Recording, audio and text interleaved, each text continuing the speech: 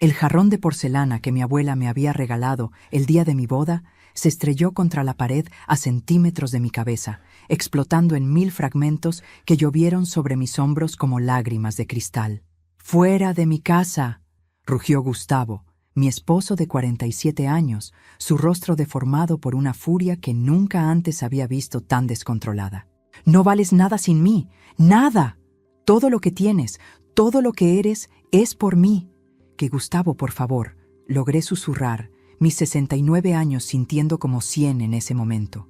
«No entiendo por qué». «Cállate», escupió él.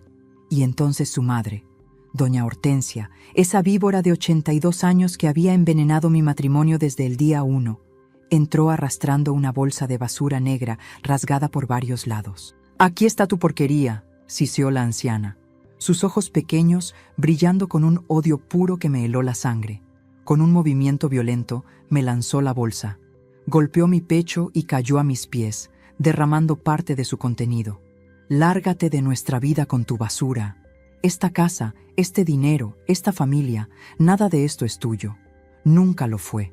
Miré hacia abajo, aturdida, esperando ver ropa o fotografías. Pero lo que vi me dejó completamente sin aliento. Documentos. Papeles viejos y amarillentos que reconocí instantáneamente. La escritura de la finca de mis padres. Los certificados de las acciones que había heredado de mi familia. Las actas notariales de mi herencia completa. Esa fortuna considerable que mi padre había acumulado durante décadas como comerciante de café. Antes de seguir con esta historia, quiero invitarte a algo importante. Si este relato te está atrapando, suscríbete al canal y deja tu like. Eso me muestra que valoras este contenido. Y cuéntame en los comentarios desde qué ciudad nos estás acompañando hoy. Ahora sí, sigamos. ¿Qué? Empecé, agachándome para recoger los papeles con manos temblorosas. ¿Por qué tienen esto? Estos documentos son basura inútil, interrumpió Gustavo con desprecio. Papeles viejos de una familia muerta. Tu padre, tu madre, todos muertos, ya no significan nada, como tú. Pero mientras recogía los documentos con dedos entumecidos, vi algo que ellos claramente no habían visto, o no habían entendido. Entre las escrituras y certificados había algo más, un sobre grueso, sellado, con el sello del bufete legal de mi padre, y en la parte de afuera, escrito con la letra familiar de mi padre, para mi hija Melina, a abrirse solo en caso de necesidad extrema. Mi corazón comenzó a latir más rápido. Este sobre nunca lo había visto antes. «¡Vete ya!», gritó Gustavo, agarrándome del brazo con fuerza suficiente para dejar marcas. Me arrastró hacia la puerta mientras yo abrazaba la bolsa rota contra mi pecho. «No quiero verte nunca más. Los papeles del divorcio están firmados. No tienes derecho a nada. Mañana viene Carla a mudarse aquí». Carla, su secretaria de 35 años. La razón real de todo esto. La mujer por la que me estaba desechando como basura después de casi 5 décadas. Me empujó hacia afuera y cerró la puerta con tanta fuerza que la casa entera tembló. Escuché el cerrojo girando, sellando mi expulsión. Me quedé ahí parada en el porche, bajo la lluvia que había comenzado a caer, sosteniendo una bolsa de basura rota, llena de lo que ellos pensaban que era papeles inútiles de una vida pasada. Pero mientras las lágrimas se mezclaban con la lluvia en mi rostro y mis dedos tocaban el sobre sellado de mi padre, algo comenzó a cambiar dentro de mí. La mujer destrozada que había sido empujada fuera de su casa estaba muriendo. Y algo más duro, más peligroso, estaba naciendo en su lugar. Conduje hasta el único lugar donde podía ir, la casa de mi difunta hermana Elena, que había quedado vacía desde su muerte hace 2 años. Yo tenía las llaves porque estaba supuesta a venderla, pero nunca había reunido el valor emocional para hacerlo. Ahora, mientras estacionaba frente a la pequeña casa de 2 habitaciones, agradecí mi procrastinación. Entré con la bolsa de basura empapada, dejando un rastro de agua en el piso de madera. La casa olía a cerrado, a abandono, a recuerdos. Prendí las luces y me senté en el sofá cubierto con sábanas, finalmente permitiéndome temblar con la adrenalina y el shock que había estado conteniendo. Pero no tenía tiempo para desmoronarme. Algo en ese sobre me llamaba con urgencia que no podía ignorar. Con dedos temblorosos, rompí el sello que había permanecido intacto durante quién sabe cuántos años. Dentro había varios documentos cuidadosamente doblados y una carta escrita con la letra de mi padre. «Mi querida Melina», comenzaba, «si estás leyendo esto, significa que has enfrentado una traición o dificultad tan grande que necesitas la verdad completa sobre tu herencia. Perdóname por no habértelo dicho en vida, pero quería que vivieras tu matrimonio sin la carga de esta información. Sin embargo, siempre desconfié de Gustavo y su madre. Por eso tomé precauciones. Mi corazón latía tan fuerte que apenas podía respirar. La carta continuaba. Cuando te casaste en 1976, firmaste varios documentos que Gustavo y doña Hortensia te presentaron como formalidades matrimoniales normales. No lo eran. Eran contratos de transferencia que movían tu herencia completa, valorada entonces en 3 millones de pesos, a nombre de Gustavo bajo la figura de bienes matrimoniales administrados por el esposo. El mundo giró a mi alrededor. Recordé ese día. Tenía 22 años, enamorada, confiada. Gustavo había puesto los papeles frente a mí con esa sonrisa que amaba, su madre a su lado asintiendo aprobatoriamente. Solo formalidades legales, mi amor, para protegernos como pareja casada. Yo había firmado sin leer. Dios mío, había firmado sin leer. Sin embargo, continuaba mi padre, yo nunca transferí legalmente esos bienes. Los documentos que firmaste eran válidos en forma, pero no en fondo, porque yo nunca ejecuté mi parte de la transferencia. Mantuve todo a tu nombre, pero en un fideicomiso que solo tú puedes acceder con la documentación correcta. Dejé caer la carta, mareada. ¿Qué significaba esto? Busqué entre los otros documentos en el sobre. Ahí estaba, un certificado de fideicomiso a nombre de Melina Sandoval de Herrera, establecido en 1976, nunca disuelto, nunca accedido. Pero había más, mucho más.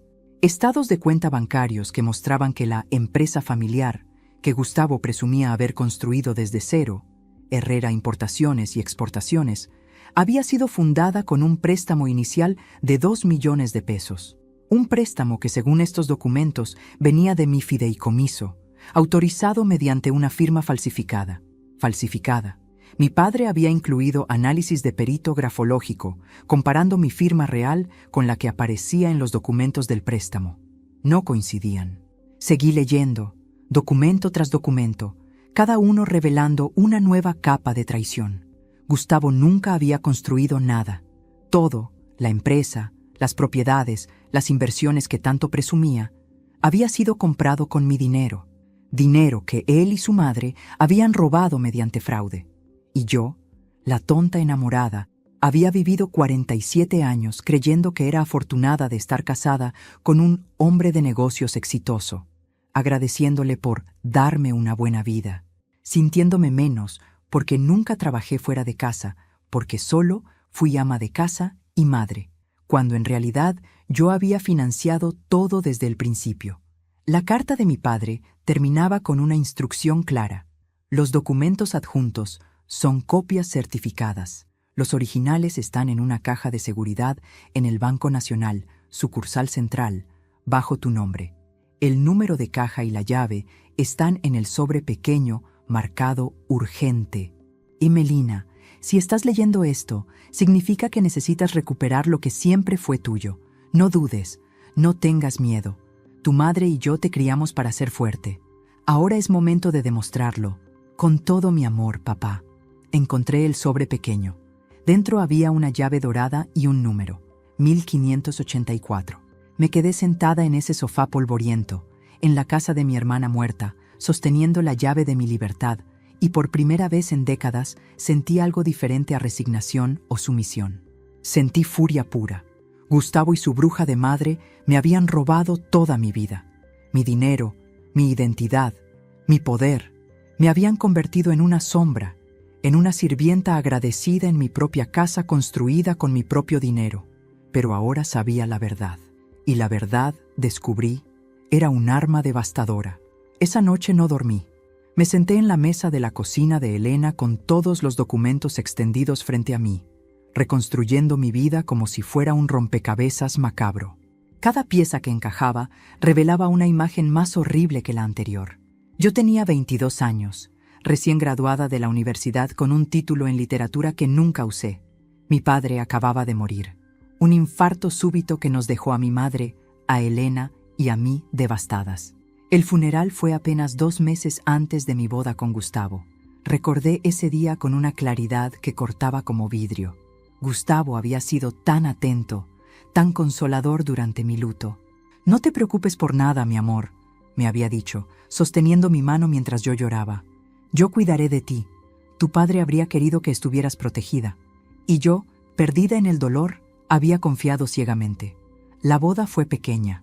Doña Hortensia insistió en eso. Tan pronto después de la muerte de tu padre, una celebración grande sería de mal gusto. Había dicho con esa voz dulce y venenosa que usaba cuando manipulaba. Mi madre, sumida en su propia tristeza, estuvo de acuerdo. 3 días antes de la boda, Gustavo llegó con una carpeta de documentos. «Son solo formalidades legales», explicó. «Papeles que tenemos que firmar para proteger nuestros bienes como pareja casada». Mi abogado lo preparó todo. Yo estaba en medio de preparativos de última hora. Mi vestido de novia colgado en el closet, las flores ordenadas, el pastel reservado. No tenía tiempo ni energía mental para leer páginas y páginas de jerga legal. «¿Qué dicen exactamente?», había preguntado, hojeando las páginas sin realmente verlas. «Básicamente, que lo que es mío es tuyo y lo que es tuyo es mío», sonrió Gustavo. «Unión completa de bienes, estándar en todos los matrimonios». Su madre estaba ahí también, asintiendo. «Es lo normal, hijita. Así protegen su futuro juntos. Cuando tengan hijos, todo estará en orden». Firmé 1, 2, 3, 4 páginas. Mi nombre una y otra vez, Melina Sandoval. Pronto sería Melina Sandoval de Herrera. Lo que no vi, lo que nunca me mostraron, era que esos documentos autorizaban a Gustavo como administrador único de mis bienes heredados. Le daban poder legal para mover, vender, hipotecar o transferir cualquier propiedad que yo poseyera. 2 semanas después de la boda, mi madre murió. El médico dijo que fue su corazón, debilitado por el dolor de perder a mi padre. Yo quedé completamente sola, excepto por mi nueva familia política. Y entonces comenzó el saqueo sistemático de mi herencia. Los documentos frente a mí mostraban la timeline completa. Marzo de 1976, transferencia de 2 millones de pesos de mi fideicomiso a una cuenta empresarial nueva bajo el nombre Herrera Importaciones. Abril de 1976, venta de la finca de café de mi familia por 800,000 pesos, dinero depositado en la misma cuenta empresarial. Mayo de 1976, liquidación de las acciones que mi padre tenía en 3 compañías diferentes, otros 400,000 pesos. En 6 meses habían vaciado completamente mi herencia. Y yo no sabía nada. «Estoy construyendo un negocio», me decía Gustavo cuando preguntaba por qué trabajaba tantas horas. «Para nosotros, para nuestro futuro. Confía en mí». Y confié. Durante 47 años, confié. Tuve a nuestro primer hijo, Sebastián, en 1977. Luego vino Carolina en 1979 y finalmente Andrés en 1982. Me convertí en madre de tiempo completo, en ama de casa perfecta. Cocinaba, limpiaba, criaba a los niños mientras Gustavo trabajaba construyendo su imperio con mi dinero. Doña Hortensia se mudó con nosotros cuando Sebastián tenía 2 años. «Para ayudarte con los niños», explicó Gustavo. Pero su ayuda venía con un precio. Control absoluto sobre cada aspecto de mi vida doméstica. Así no se dobla la ropa. Así no se educa a los niños. Así no se atiende a un esposo. Crítica constante, erosión sistemática de mi confianza, hasta que me convertí en una sombra que pedía permiso para todo. Y Gustavo se convirtió en el gran empresario. El Imperio Herrera, lo llamaban. Oficinas en 3 ciudades, contratos de importación con 12 países, una flota de camiones, bodegas, propiedades, todo construido con mi dinero. En las reuniones sociales, yo era la esposa de Gustavo Herrera. Nunca Melina, solo la esposa. «Qué suerte tienes», me decían otras mujeres. «Un marido tan exitoso, tan proveedor». Y yo sonreía y asentía, sintiéndome menos que nada porque no contribuía financieramente. Cuando en realidad Yo lo había financiado todo desde el primer día. Ahora, sentada entre los escombros de mi vida destruida, veía todo con claridad brutal. Habían esperado. Gustavo y su madre habían esperado hasta que yo fuera vieja, hasta que los niños fueran adultos independientes, hasta que pensaran que yo no tenía opciones. Y entonces me desecharon como basura. Pero cometieron un error fatal. Me dieron los documentos. Pensando que eran basura inútil, me dieron la evidencia de su fraude. Y ahora iba a usar esa evidencia para destruirlos. A las 8 de la mañana del día siguiente, estaba parada frente al Banco Nacional con la llave dorada en mi mano. Había pasado la noche en vela, pero no me sentía cansada. La adrenalina y la rabia me mantenían funcionando con una claridad que no había sentido en décadas. El empleado del banco me guió hacia las cajas de seguridad. Cuando abrí la número 1584, encontré más de lo que esperaba. Mi padre había sido meticuloso, casi profético en su preparación. Dentro había copias originales de todos los documentos de mi herencia, mi acta de nacimiento, certificados de propiedad y algo más. Una carta de recomendación para un abogado llamado Dr. Mauricio Vega, especializado en fraude financiero y derecho familiar. La carta estaba fechada en 1975, escrita por mi padre poco antes de morir. Si mi hija necesita ayuda legal contra su esposo o su familia política, este hombre es de total confianza. He dejado instrucciones y un retainer prepagado con él. Llamé al número que aparecía en la carta sin pensarlo 2 veces. Una secretaria contestó, y cuando expliqué quién era y mencioné el nombre de mi padre, me pasaron inmediatamente. «Señora Herrera», dijo una voz masculina, calmada pero con un toque de urgencia. «He estado esperando su llamada durante 47 años». 2 horas después, estaba sentada en su oficina, una suite elegante en el distrito financiero. El doctor Mauricio Vega tenía unos 60 años, cabello gris perfectamente peinado, traje impecable. Me ofreció café que acepté con manos todavía temblorosas. Su padre vino a verme 3 meses antes de morir. Comenzó, abriendo un archivador antiguo. Me dijo que desconfiaba profundamente de Gustavo Herrera y de doña Hortensia, que tenía un mal presentimiento. Me dejó instrucciones específicas y dinero prepagado para representarla si alguna vez lo necesitaba. «¿Por qué no me contactó después de que papá murió?», pregunté. «Porque sus instrucciones fueron claras. Solo intervenir si usted me contactaba primero. Él no quería destruir su matrimonio si resultaba que sus sospechas eran infundadas, pero también quería que tuviera protección si las necesitaba». Le mostré todos los documentos que había encontrado. Los revisó meticulosamente, sus cejas elevándose más con cada página. «Esto es fraude en múltiples niveles», dijo finalmente. «Falsificación de firma, apropiación indebida de fondos fiduciarios, transferencia fraudulenta de activos. Y lo mejor para su caso, el fideicomiso nunca fue legalmente disuelto. Técnicamente, todos los bienes que transfirió a Gustavo siguen siendo legalmente suyos». ¿Qué significa eso? Significa que la empresa, las propiedades, las cuentas bancarias, todo lo que Gustavo ha construido con su dinero robado, técnicamente le pertenece a usted. Él ha estado operando un negocio con capital que obtuvo fraudulentamente. Mi corazón latía tan fuerte que podía escucharlo. ¿Puedo recuperarlo? ¿Puedo hacer algo mejor que eso?, sonrió el doctor Vega, y era la sonrisa de un tiburón oliendo sangre. Puedo destruirlo legalmente. Demandas civiles por fraude, restitución completa de bienes, daños y perjuicios por 47 años de ganancias mal habidas. También podemos presentar cargos criminales por falsificación y fraude. ¿Cuánto tiempo tomará? Con la evidencia que tiene y con el fideicomiso aún activo, puedo conseguir órdenes judiciales preliminares en 1 semana. Embargo preventivo de todos los activos mientras se investiga. Eso los dejaría sin acceso a nada hasta que se resuelva el caso. «Hágalo», dije sin dudarlo. «Quiero que pierdan todo, como me hicieron perder a mí». Durante los siguientes días, el doctor Vega trabajó como una máquina. Presentó demandas en 3 juzgados diferentes: civil por fraude, familiar por división fraudulenta de bienes y criminal por falsificación de documentos.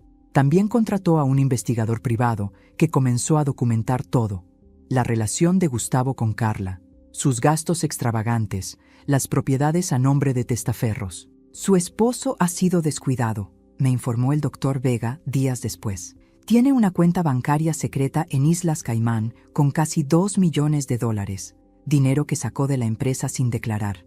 Eso es evasión fiscal, además de todo lo demás.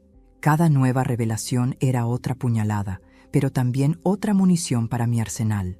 El investigador también descubrió que Gustavo planeaba casarse con Carla en 2 meses. Ya habían reservado un salón de eventos, enviado invitaciones preliminares a amigos cercanos. Perfecto, dije cuando escuché esto. Déjelo planear su boda. Mientras más público sea, mejor. El doctor Vega me miró con algo parecido a admiración. ¿Estás segura de que quiere esperar? Podemos actuar ahora. Quiero que sea público, dije firmemente. Quiero que sienta la misma humillación que yo sentí cuando me echó de casa frente a su madre. Quiero que su mundo se desmorone cuando esté en su momento de mayor triunfo. Entonces esperaremos, asintió. Y señora Herrera, si me permite decirlo, su padre estaría orgulloso. Una semana después de comenzar el proceso legal, recibí una llamada inesperada. Era Carolina, mi hija de 44 años. Desde el divorcio, ninguno de mis 3 hijos me había contactado.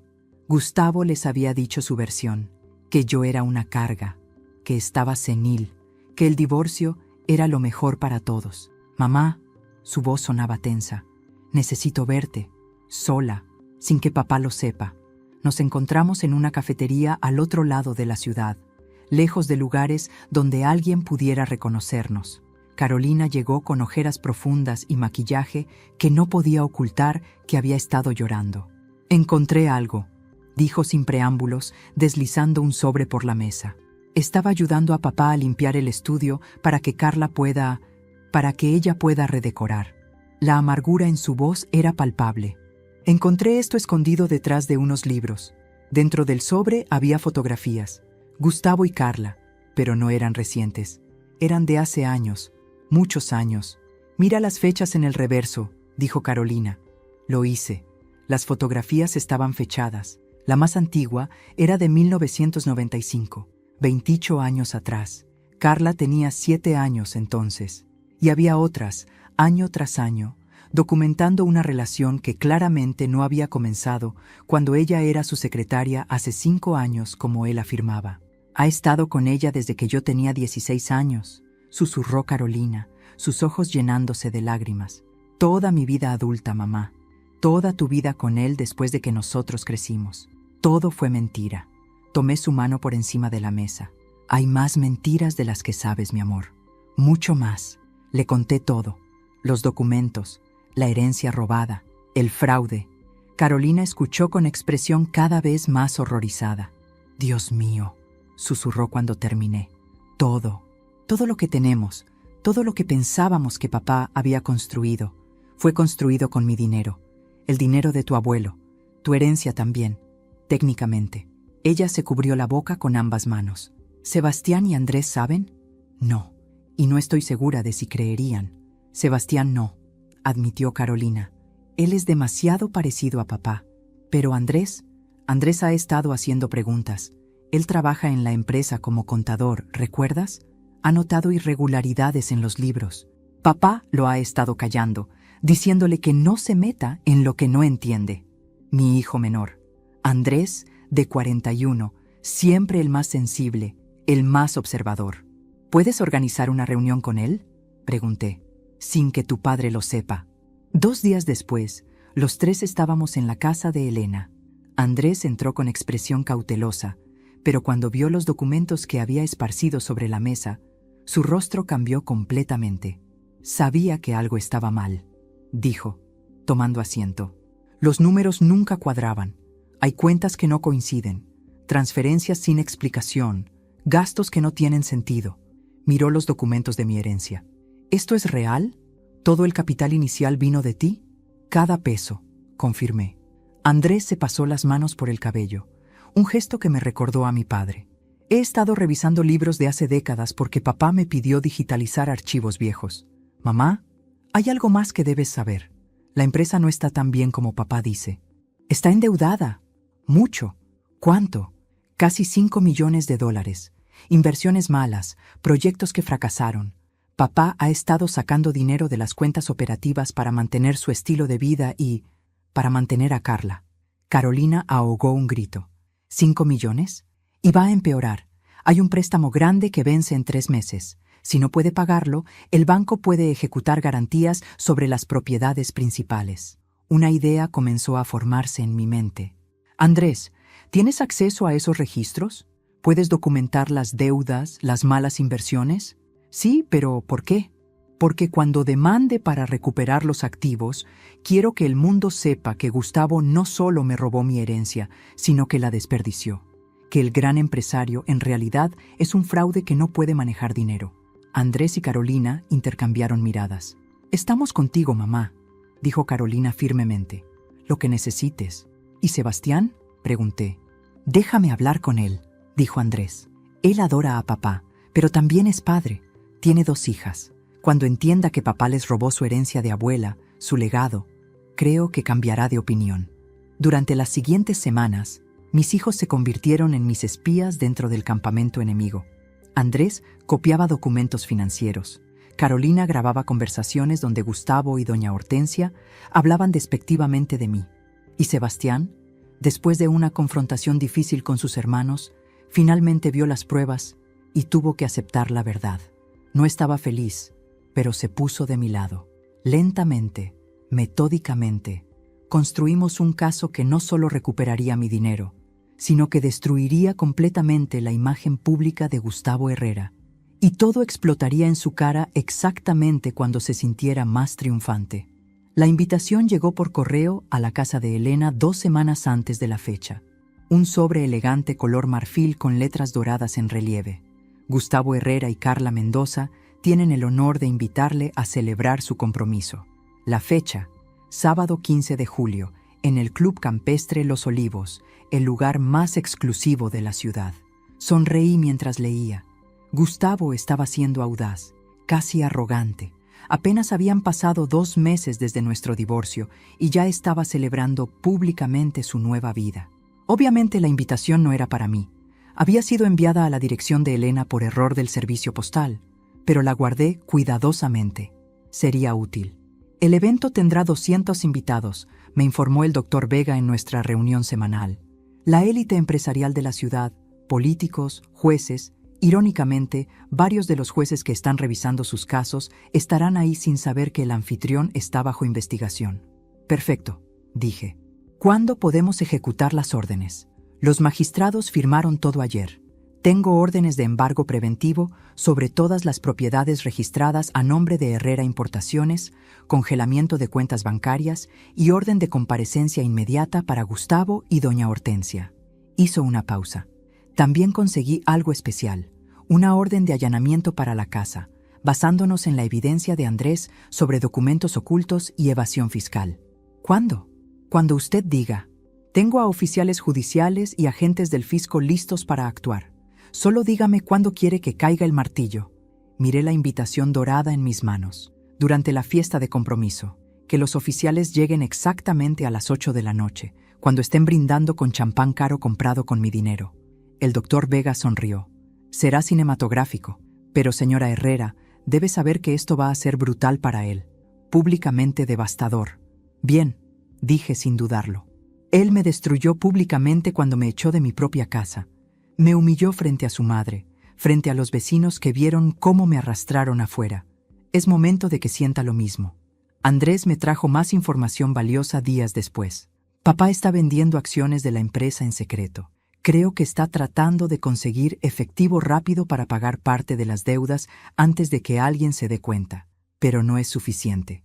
Y está escondiendo el dinero en cuentas offshore. ¿Tienes evidencia? Copias de transferencias electrónicas. Todo documentado. Cada nueva pieza de evidencia hacía el caso más fuerte. El doctor Vega estaba casi giddy con la cantidad de cargos que podíamos presentar. Carolina me trajo grabaciones de doña Hortensia hablando con amigas en su club social. Finalmente nos libramos de esa mujer inútil, decía la anciana víbora en las grabaciones. Ahora Gustavo puede vivir su vida con alguien joven y hermosa. Melina era una carga, siempre lo fue. Nunca aportó nada a esta familia. Cada palabra era veneno. pero también evidencia de su desprecio, útil para demostrar el patrón de abuso emocional. El plan estaba perfectamente orquestado.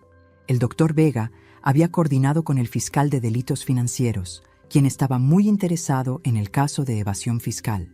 También había contactado a varios medios de comunicación, no para filtrar información directamente, sino para sugerir que algo grande estaba por suceder en el mundo empresarial local.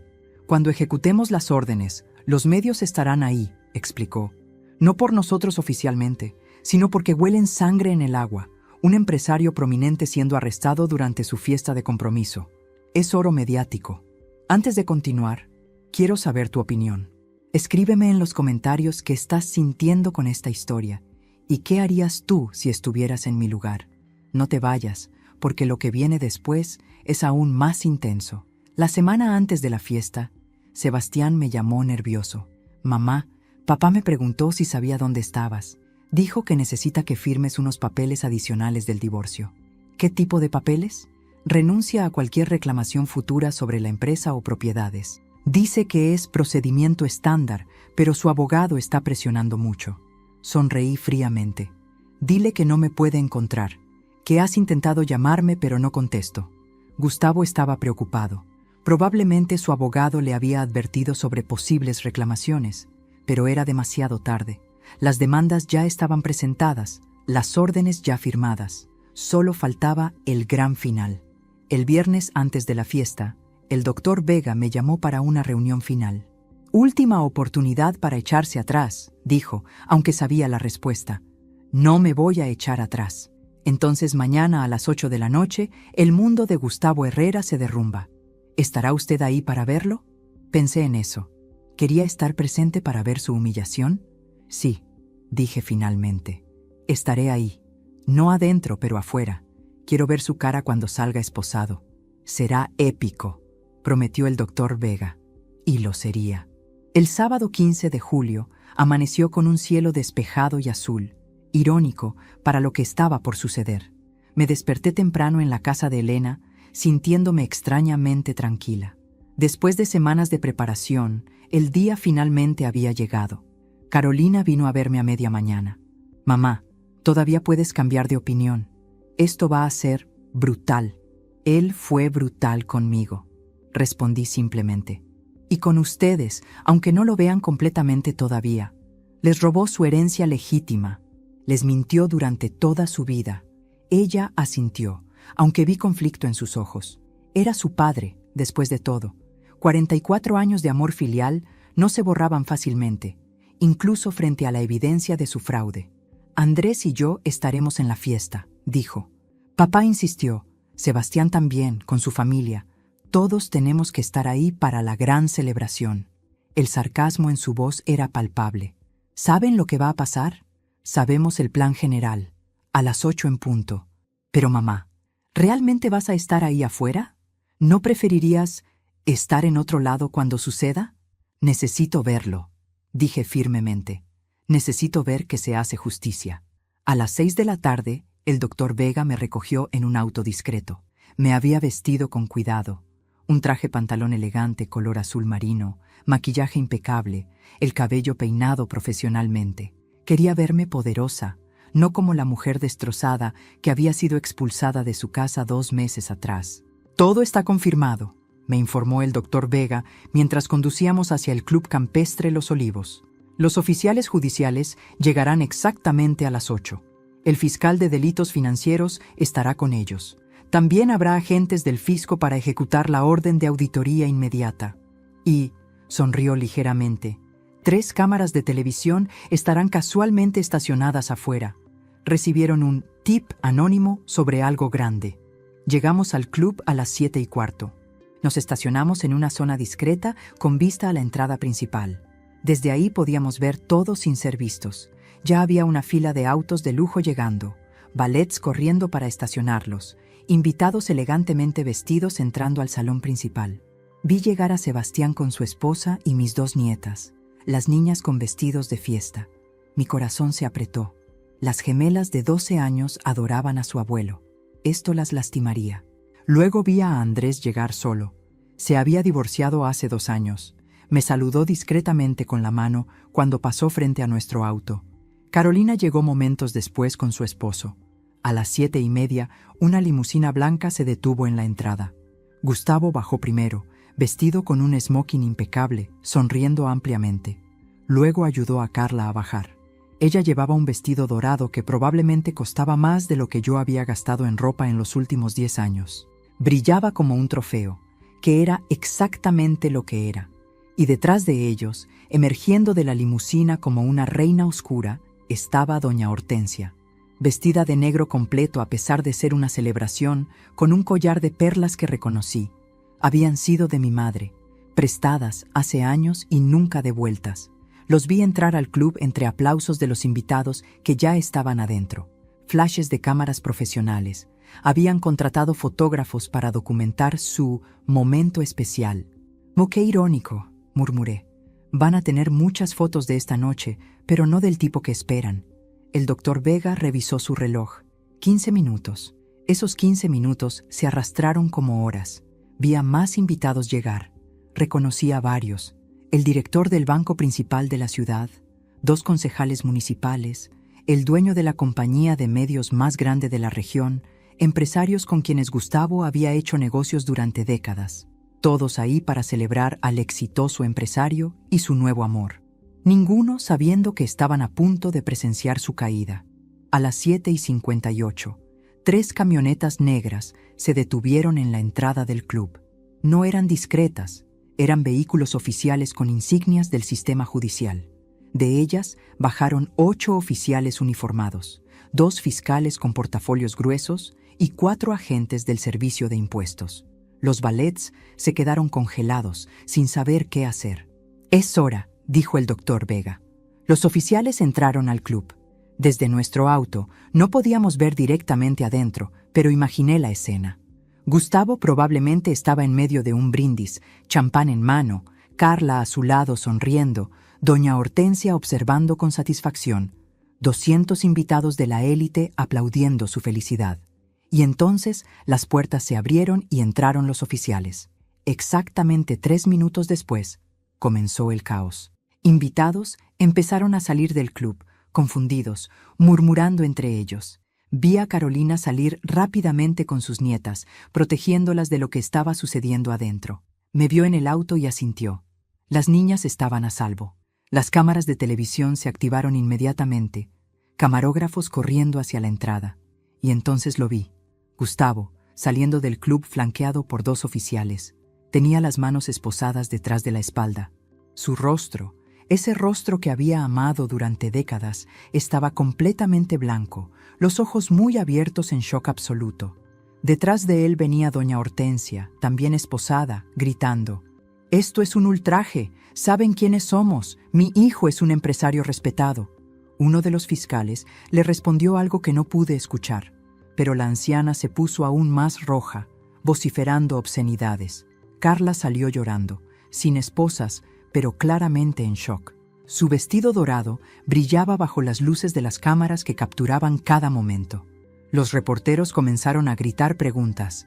«Señor Herrera, ¿es verdad que está siendo arrestado por fraude? ¿Confirma que evadió impuestos por más de 5 millones? ¿Su empresa era un fraude desde el principio?» Gustavo trataba de cubrirse el rostro, pero era imposible con las manos esposadas. Los flashes explotaban constantemente, capturando su humillación para la posteridad. Sebastián salió entonces luciendo completamente destrozado. Su esposa lo sostenía del brazo. Andrés estaba con ellos, y aunque se veía afectado, también había algo parecido a satisfacción en su expresión. Uno de los fiscales se acercó a las cámaras y dio una declaración improvisada. Esta noche, Gustavo Herrera y Hortensia Vega de Herrera han sido arrestados por múltiples cargos de fraude financiero, falsificación de documentos, evasión fiscal y apropiación indebida de fondos fiduciarios. Las investigaciones revelan que la empresa Herrera Importaciones fue fundada con capital obtenido fraudulentamente de un fideicomiso familiar. Las víctimas incluyen a la exesposa del señor Herrera, de quien robó sistemáticamente su herencia completa durante 47 años. El murmullo de la multitud de invitados se convirtió en un rugido. Todos miraban hacia los autos de policía, donde estaban metiendo a Gustavo y a doña Hortensia. «Mamá quiere hablar con usted», dijo uno de los oficiales, acercándose a nuestro auto. El doctor Vega había coordinado esto. Quería que Gustavo supiera quién había orquestado su caída. Bajé del auto. Las cámaras inmediatamente giraron hacia mí, pero el doctor Vega había preparado a los reporteros. «Ella es la víctima», escuché que uno decía. «La esposa a quien robaron». Caminé hacia el auto de policía donde tenían a Gustavo. Un oficial abrió la puerta para que pudiera verlo. Nuestras miradas se encontraron.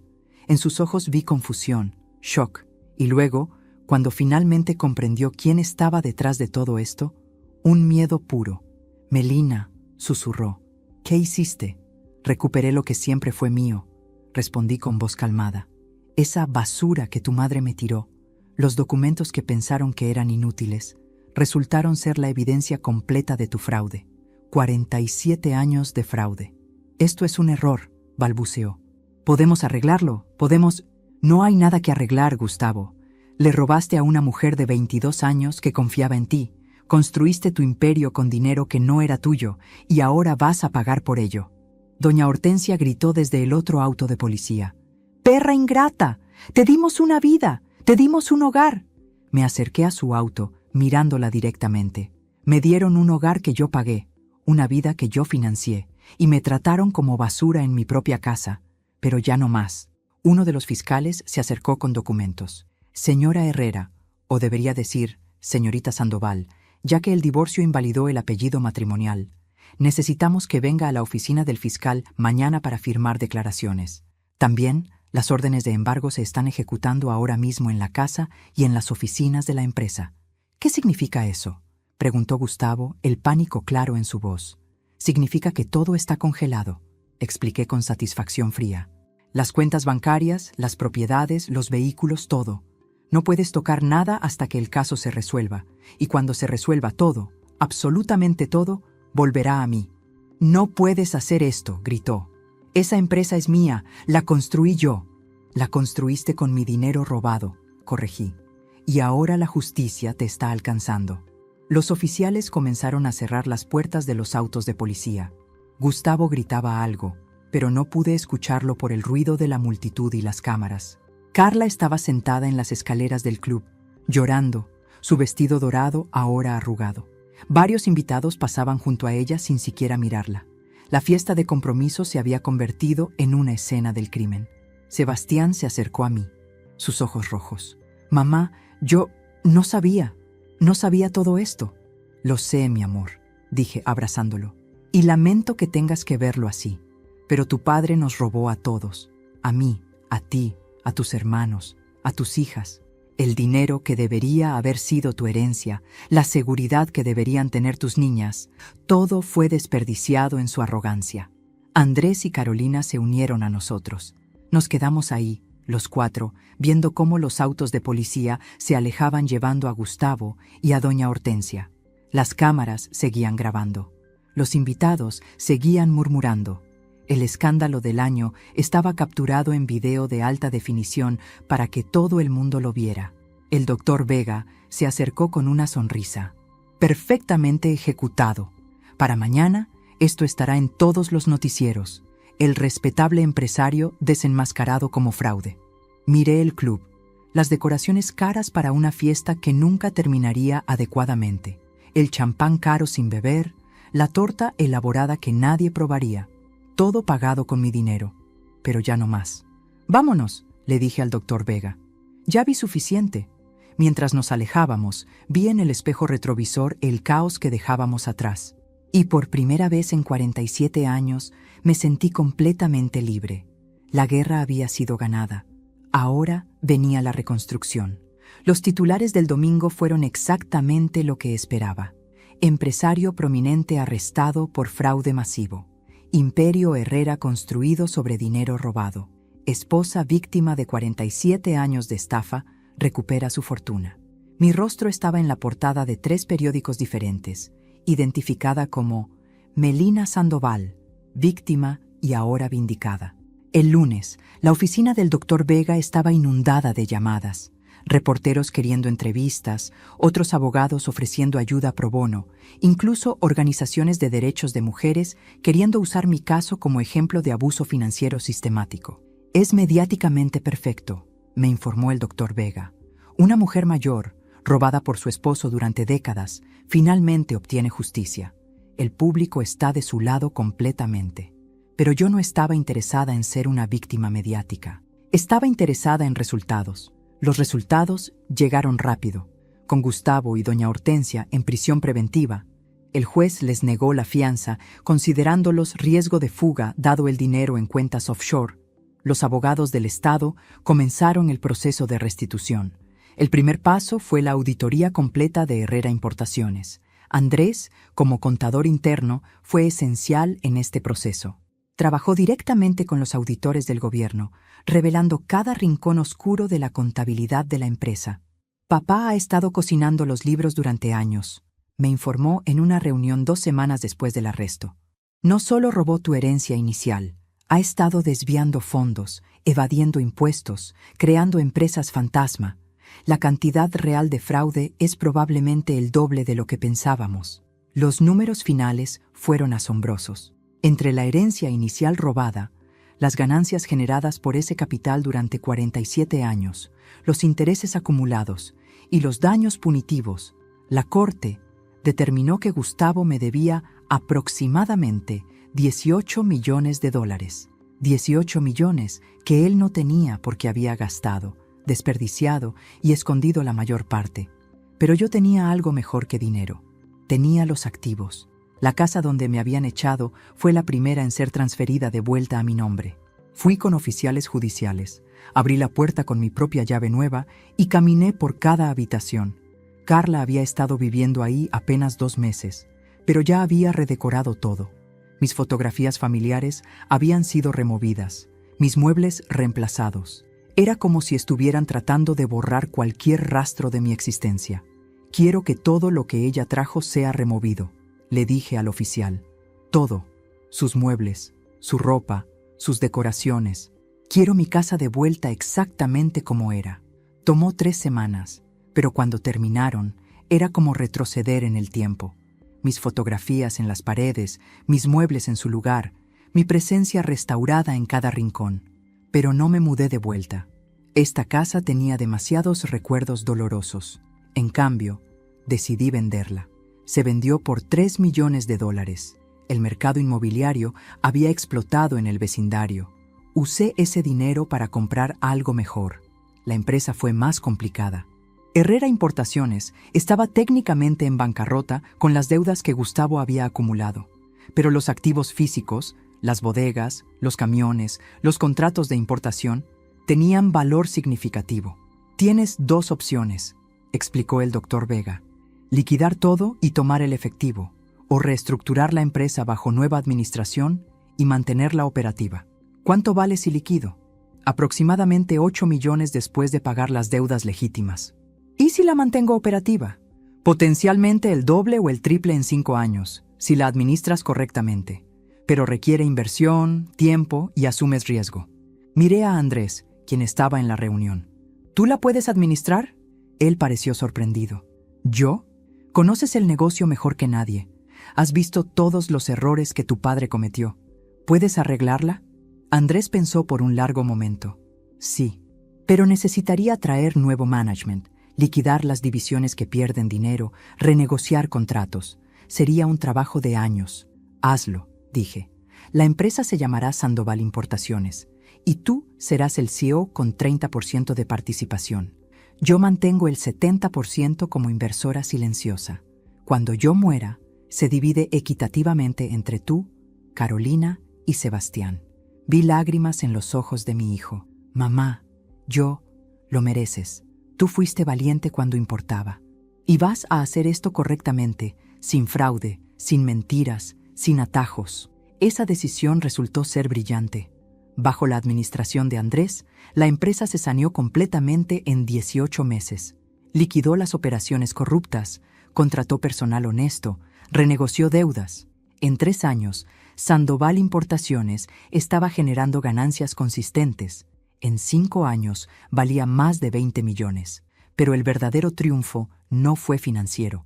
Fue ver cómo Gustavo caía completamente. El juicio criminal duró 6 meses. La evidencia era abrumadora. 47 años de fraude documentado. Los fiscales presentaron más de 1000 páginas de evidencia.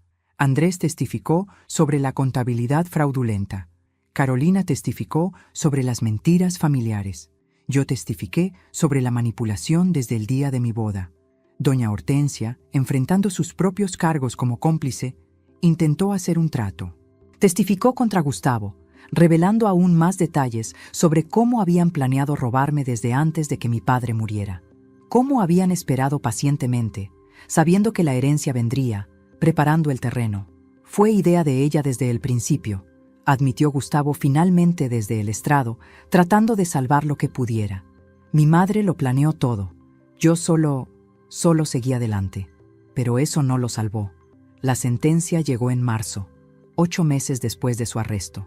Gustavo recibió 12 años de prisión por fraude, falsificación y evasión fiscal. Doña Hortensia recibió 8 años a pesar de su cooperación. Ambos serían liberados como ancianos frágiles si sobrevivían sus condenas. Carla, quien no enfrentó cargos criminales pero perdió todo cuando el escándalo explotó, se mudó a otra ciudad. Supe que trabajaba como recepcionista en un hotel pequeño. El destino tiene ironías crueles. Mientras tanto, yo reconstruí mi vida de una manera que nunca había imaginado posible a los 69 años. Con mi fortuna recuperada y expandida, compré una hermosa casa moderna en las afueras de la ciudad. No demasiado grande, pero perfecta para mí. Con un estudio de arte donde finalmente retomé la pintura que había abandonado cuando me casé. Con un jardín donde cultivaba orquídeas. Con espacio para que mis nietos visitaran y se quedaran. Establecí un fideicomiso educativo para las hijas de Sebastián y cualquier nieto futuro. Nadie más en mi familia tendría que depender de un esposo o esposa para seguridad financiera. También me involucré en causas sociales. Doné a organizaciones que ayudaban a mujeres víctimas de abuso financiero. Di charlas en universidades sobre la importancia de la independencia financiera. Mi historia se volvió un caso de estudio en escuelas de derecho sobre fraude matrimonial.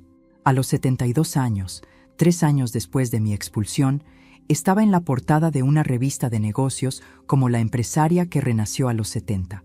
La foto me mostraba en mi oficina. Sí, tenía una oficina ahora, vestida elegantemente, confiada, poderosa.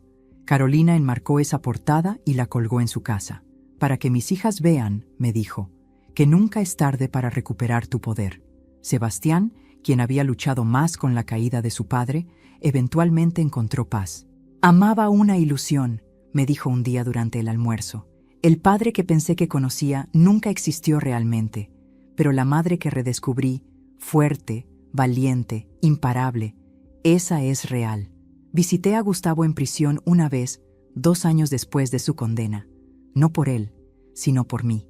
Necesitaba cerrar ese capítulo completamente. Lo encontré envejecido dramáticamente, el cabello completamente blanco, la postura encorvada. Cuando me vio, comenzó a llorar. Melina, lo siento tanto. Lo sé, dije calmadamente, pero tu arrepentimiento no cambia lo que hiciste. No devuelve los 47 años que me robaste. ¿Puedes perdonarme algún día? Pensé en esa pregunta. No lo sé. Quizás algún día, pero no hoy. Hoy solo vine a decirte que sobreviví, que prosperé, que todo lo que construiste con mi dinero robado ahora es mío legítimamente, y que soy más feliz ahora, a los 72, de lo que fui durante todo nuestro matrimonio. Me levanté para irme. Melina, me llamó. Los niños, tus hijos están bien, tus nietos están bien, están aprendiendo a vivir con la verdad, pero tú ya no eres parte de sus vidas cotidianas. Esa fue tu elección cuando elegiste el fraude sobre la honestidad. No volví a visitarlo. Ahora, a mis 74 años, escribo estas memorias en mi estudio mientras el sol de la tarde ilumina mis orquídeas. Sandoval. Importaciones está valorada en 30 millones. Mis hijos están financieramente seguros. Mis nietos tienen fondos educativos garantizados, y yo, Melina Sandoval, ya no soy la esposa de nadie. Soy simplemente yo. Y eso es más que suficiente. Gracias por acompañarme hasta el final de la historia de Melina, una mujer que nos enseñó que nunca es tarde para recuperar tu poder y reclamar lo que es tuyo. Si esta historia te conmovió, te hizo reflexionar o simplemente te mantuvo enganchado hasta el final, te invito a suscribirte al canal y dejar tu like. Tu apoyo hace que pueda seguir trayéndote historias que inspiran y transforman. Cuéntame en los comentarios, ¿desde qué ciudad nos estás viendo? ¿Qué fue lo que más te impactó de esta historia? ¿Crees que Melina hizo lo correcto? ¿Conoces a alguien que haya vivido una situación similar? Comparte esta historia con alguien que necesite recordar que el valor no viene de un esposo o esposa, sino de tu propia fuerza interior. Compártela con alguien que necesite saber que siempre hay tiempo para un nuevo comienzo. Aviso importante: esta historia es completamente ficticia.